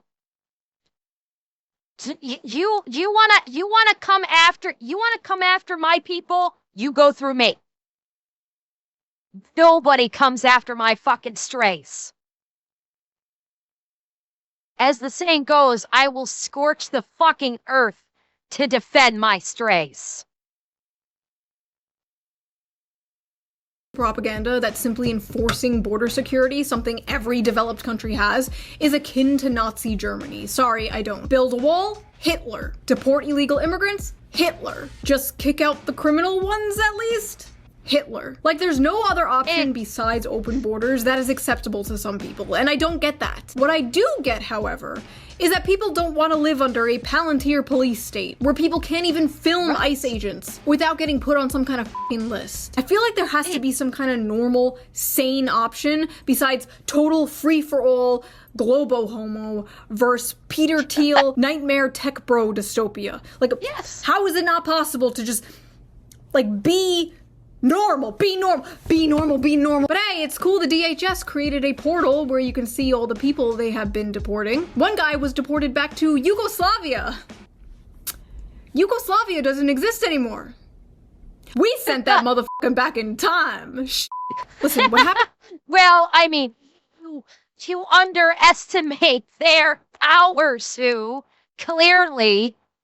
And yeah, by the way, for anybody that says they're only deporting the brown people, no, there is a big fucking list of white guys that they have deported back. A lot of them came from the UK, ironically enough.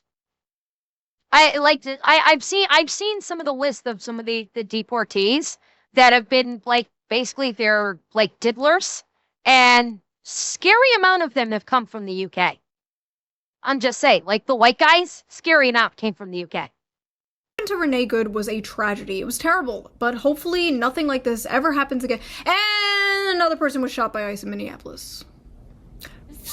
According to a preliminary Department of Homeland Security report, 2 Border Patrol agents discharged their weapons, seen here in graphic cell phone video captured by eyewitnesses.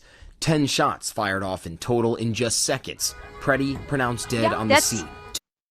By the way, 10 shots fired in seconds is normal. If any police officers have ever been engaged in a firefight, if you've ever seen police cam footage of a firefight, 10 shots in seconds is normal. Perfectly normal. When a gunfight happens, it's not like Hollywood. It's fast. Very fast. To be absolutely clear, stuff is still coming out about this as I am filming. Literally, as I am filming, this happened. You know, there's no body cam footage yet, so I could be totally wrong. Totally possible, totally possible.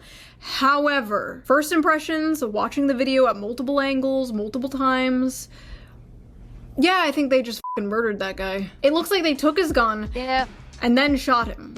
Like 10 officers come over to him, wrestle him to the ground, the agent disarms him, take his gun, they yell gun, gun, gun, and then they shoot him several times in the back. No, it's granted, I appreciate the fact that Shue may not have all the information. I'm fully aware at the time of her recording this, more information had probably came out since she recorded this video, so I'm fully aware. Yeah, she said herself she was recording this right after. More information came out. We've been able to deep dive. Yes, we saw Rich's video. I reacted to Rich's video, and right along with Rich, we did a crime scene level analysis of the facts of what have occurred. So, like, fully appreciate that. She did not have all the information in regarding to what occurred here. It's old only by 2 days ago, but she recorded it before. She did record it before more of this information can come out. Information can come out, but the compulsive bootlicking I have been seeing has been fucking insane. Why does a nurse feel compelled to go confront ICE armed with a 9mm handgun? Only one person could have prevented this. Because it's his right to. It is his right to. Again, like as we talked about during. I'm gonna get in the weeds on this. You know what? I'm gonna tag Rich's analysis at the end of this video when I post it. We went over this. He was fully within his rights. Again, this is the one side doing massive criticism about shit they don't know and making statements before evidence has come out, and they're making statements that is contrary to what this person's rights are. So yeah. And Blackfire, thank you for the prime. So yeah, this is another case of one side basically making grandiose statements, and they're basically, this is Fox News, clear right, saying, well, because he was protesting, he should not be able to avail himself of his Second Amendment rights. And Fox News is wrong. Could it be considered foolish? Maybe. Yes, absolutely. Was he within his legal rights? Absolutely. That needs to be acknowledged. A news agency should acknowledge that he was within his rights. You could say it was foolish, but he was within his rights. This from happening, and it's Alex Preddy. Yeah, who goes to a protest and brings a gun? And to that end, where they said only one person could have prevented this from happening. Again, we did an analysis of what happened. There's fault on his part, but not only on his part. There was multiple people at fault for the entire incident. Alex Preddy does share fault in this, but he's not the only one that's at fault out of what occurred. Preddy. Yeah, who goes to a protest and brings a gun? Look, if the government can take a firearm from you and then kill you because you had a firearm, then nobody actually has a right to own a firearm. If that is how it works, then there's actually no such thing as the Second Amendment. The Second Amendment does not exist. Yeah, I feel like some people genuinely just forget that kind police of are aging just a little people. poorly. ICE officers are just people. They're literally just people who work for the government like anyone else. They're DMV employees with guns. They can be stupid. Well, but here's the thing. Kyle put his hands up when he saw the police, but But what she was referencing there was how the Fox News anchor was saying, what kind of idiot brings a gun to a protest? When Kyle Rittenhouse brought his firearm. Now, how the situations were handled by the person in possession of the firearm were handled very differently. Kyle Rittenhouse, when he engaged in his shooting and he saw the police, he did keep his hands well away from the firearm and fully complied, whereas Alex Peretti acted differently. The point that was being made is Fox News is criticizing Alex Peretti for bringing a gun to a protest, or even beyond, maybe even beyond protest, when Kyle Rittenhouse did the same thing. That's the comparison. It's Fox News saying, well, a leftist can't bring a gun to a protest, but we're not going to say fuck all and maybe even applaud Kyle Rittenhouse as a hero who brought a firearm to a protest. Keeping it narrowly in that scope, that's the point that's being made. Not how the situations were handled differently. Obviously, the Kyle Rittenhouse and the Alex Peretti situation were handled very differently in the events in question. But we're looking at the narrow scope of they both brought firearms to protests. And Fox is not saying fuck all about what Kyle Rittenhouse did, and they're saying Alex Peretti was in the wrong for bringing a firearm to a protest. That's it. That's literally all that was being said there. There was no that what she was saying. That's literally all that she was saying in regards to how, there's a bit of a disparagement in this case. They can be bad. They can make mistakes. Like, I don't know what it is about some people. Like, once someone has a badge, it's like, that person is just a perfect angel and cannot be criticized at all. You're telling me all I have to do to get you fucking people to listen to me is to dress like this? Alright, fair enough. Stop gooning. None of this would have happened if ICE agents were being trained better instead of being rushed through the system with little to no training. And if Minnesota just worked alongside ICE to make sure they were doing this in a safe and more effective way instead of just egging on a fucking jihad against them. Also, if ICE's goal is to round up pedophiles and fraudsters, I hear there's a pretty big list of pedophiles and fraudsters that need to be rounded up. Unfortunately, we'll never fucking get to see it. I'm trying to make this video somewhat funny and entertaining, but I'm not gonna lie, this is really bleak. Is America okay? Can we please go one single day without living through a major historical event, please? And a bunch of new Epstein files just dropped. Great.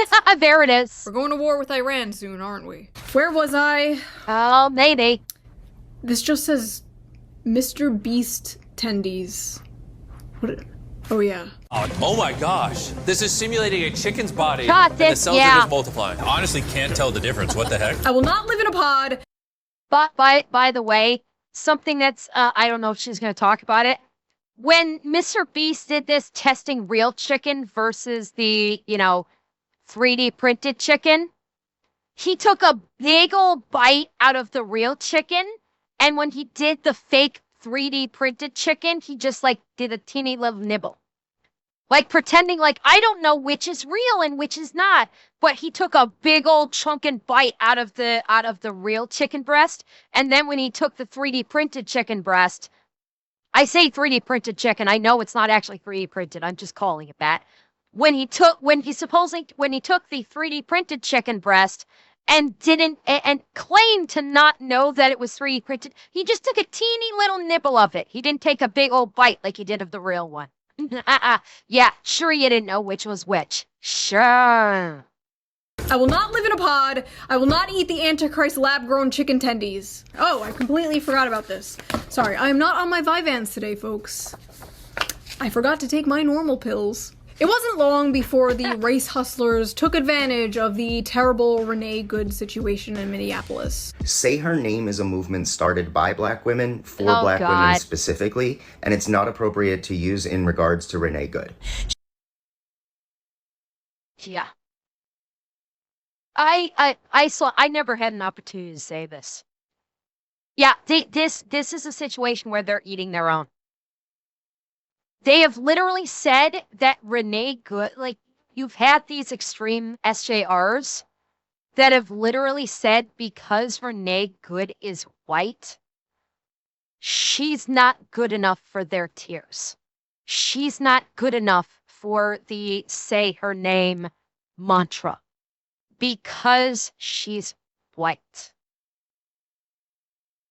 There are literally people said, I want to cry, but she's not good enough for my tears. Because she's white. I'm not fucking joking about this either. They are literally, I wish I was. They are literal people like the SJR activists are saying that because Renee Good is white, you can't cry as hard for her as you would for a victim who is a black woman or a brown woman. They have literally said this. They've basically relegated her to being a second-class citizen, a second-class victim, because she's white. And these are fucking white people saying it. This is not like, obviously we're about to hear this black woman say it, but you've got a white man saying that because she's white, it's not appropriate to put her at the same level as a black or brown SJR activist who was killed for the cause. This is how fucking yes, it is racist, but these people are too fucking insane to recognize that they're being blatantly fucking racist. This is the insanity of these SJRs. This is why you can't take them seriously. Is because they are outright fucking racist, pretending that they're not racist, because you can't be racist to white people. To Renee Good. She deserves a hashtag and everything. It should not be Say Her Name. Say Her Name is reserved for black women. This is not for racist cunt. You, my dear, are a racist cunt. Fuck you. Everything you just said means nothing now. Nothing you say has any meaning anymore, because you just broadcast to the whole internet you are a racist bitch. Go fuck yourself. I don't care about anything you have to say now. Woman. This is not for any other race. Simple as that. Say Her Name. Cool. Your words mean nothing now either. Name is specifically reserved for black women. Say Her Name. Every single one of these people are meaningless. Their opinions are meaningless and instantly discounted now. Every fucking thing. Ironically enough, these stupid motherfuckers and these stupid bitches are actually hurting their cause. That's the hilarious part. They're fucking themselves in the ass with a bad dragon wrapped in concertina wire of their own making. That's the funny part. That's why you can never take these people seriously, because they will eat themselves with the slightest provocation, and that's why no one takes them seriously. They're a fucking joke. Is for black women. It feels kind of wrong being here in some way. I don't know why. Why do you think? Yeah. I don't know. I don't know why. That's called white guilt, honey. That's the white guilt you're feeling. It's amazing. No. White guilt is fun to say. It's racism. Because guess what? White people can be racist against themselves. People don't like to admit it, but absolutely, white people can be racist against themselves, and these people are racist against themselves. They are racist against white people. Flat out, they are racist. Don't sugarcoat it. Call them what they are. At least a tiny portion of why we are in the situation we are in is because people sugarcoat shit. Don't sugarcoat it. Don't sugarcoat it. Someone's being a racist, you call them a fucking racist. You don't call them a pretend racist like people love to do by simply just disagreeing with an opinion. No, you call them racist when they're actually racist. People like that love to destroy language by calling racism when it's not, and it's by saying you're racist just because you disagree with something. I won't allow that language to be destroyed. And if I see racism, I'm like legitimate racism, I'm actually going to call racism. And this is racism. You can literally be killed by the state for the cause. And these fucking people will still disgrace you for the curse of being born Caucasian. This is very woke 1.0. I thought it was dark woke time. Nobody forgetting Renee Good. She has achieved the highest honor a white person can achieve. Race traitor. She has achieved. What in the fucking cult did I just watch? Holy fucking heaven's gate. Jesus wept. Holy fuck. That is a cult. That was literally cult speak that I don't want to braid rot you, but She has achieved the highest honor a white person can achieve. Race traitor. She has achieved the highest honor a white person can achieve. Race traitor. And this type of psychotic rhetoric seems to be working because like 70%, like we need to bring asylums back. Every fucking one of them, asylum. We need to make asylums great again. We need to bring back the funny farm. All of these people need to go into the goddamn funny farm. They need to be removed from society and put into an asylum. And if they cannot be helped, then they can remain in the asylum. Because people like this do not make society and are not a net positive to society. They are not. They are a net negative to society. And they need to be put, they either need to be put into the box or they need to be put in the padded box. Pick what? It's gotta be one of them though. Either the box or the padded box. I don't give a fuck which one, but it's one of them. Get them out of society. And maybe we can start to heal. of the videos I see of people like trying to disrupt ICE has been white women. White women literally throwing themselves at armed officers like lemmings off a fucking cliff for street tacos. What the hell is going on with white women? Who will save the white race? God only knows.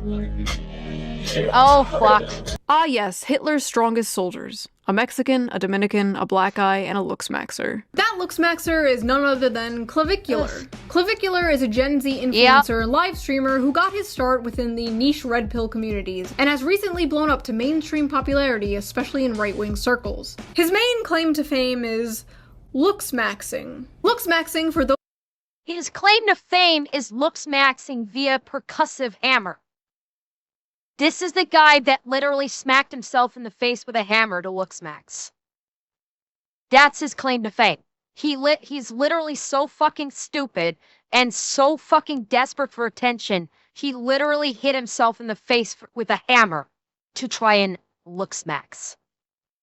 Those of you who are employed is— Looksmaxing is a term for aggressively maximizing one's physical attractiveness through routines like skincare, facial exercises, mewing, fitness, and sometimes extreme cosmetic procedures, originating in online incel forums but popularized on TikTok, focusing on enhancing features like jawline and bone structure. I personally think it's interesting to see men adopting the insane beauty rituals that women have been doing for decades. But now that a man is doing it, it's seen as psychopathic or gay. A woman will literally spend thousands of dollars on hair, makeup, skincare, peptides, plastic surgery, fillers, Botox, red light therapy, moon water, and we just call her Stacy. But a man does it. In fairness, a lot of people have a fucking problem with that too. Plenty of people have a big fucking issue with not so much like hair and makeup, but going under the knife repeatedly to basically quote unquote beautify themselves. A lot of people have a big fucking problem with that too. Like, people readily criticize people that, like women that like constantly get plastic surgery to beautify themselves, and criticize them saying, you are going to look like shit when you get older, and all that plastic surgery comes back to bite you. When you Botox the fuck out of yourself, your face will start melting by the time you hit 35. We will happily criticize that now. And at the same time, plastic surgery is a far cry from literally hitting yourself in the face with a hammer. There is a difference there. And we call him Patrick Bateman. A woman reshapes her entire face with makeup? Normal. A man reshapes his jawline with makeup? Gay. A woman wears a push-up bra to make her He reshaped his face with a hammer, not makeup. look bigger? Empowering. A man shoves socks in his shoes to make himself taller? A liar. A woman gets lip filler? Typical. A man smashes his face with a hammer to make his jaw swell up? Okay, yeah, that There one's it a little is. insane. One of the There look it smashing is. tips some young men are apparently doing is called bone smashing, where they take a hard object, usually a hammer, and smash the bones in their face to make their face temporarily swell up and allegedly give them that Chad jawline. Dear Honestly, fucking God. don't knock it till you try it. Here we go. Perfect. So that concludes this episode of the hellworld report. If you liked it, please subscribe and consider donating to my Patreon, link down below. It helps the channel and I appreciate it so much. If you don't want to do that, you can also put a little tip down in the tip jar somewhere over here somewhere. I feel like a barista. Yeah, it's just gonna ask you something on the screen down there. If you have some stories you want me to cover in the next Hellworld report, be sure to send them to me on Twitter at ShoeOnHead. I will give you a little shout out if I wind up using the story in the next episode. Okay, and I will see you guys with a new fun slop video. My eyebrows are fucking me up right now, and the lips. And then terrible things keep happening. I'm sorry. Next video is a slop video. I promise. Okay, bye. God, the eyebrows and the lips were just fucking me up there.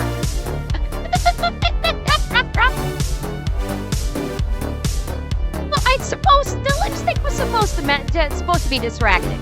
That's the point. And what you guys said? There's an after. Yeah, there's an after credits. Okay, hang on. I'll scrub to the after credits.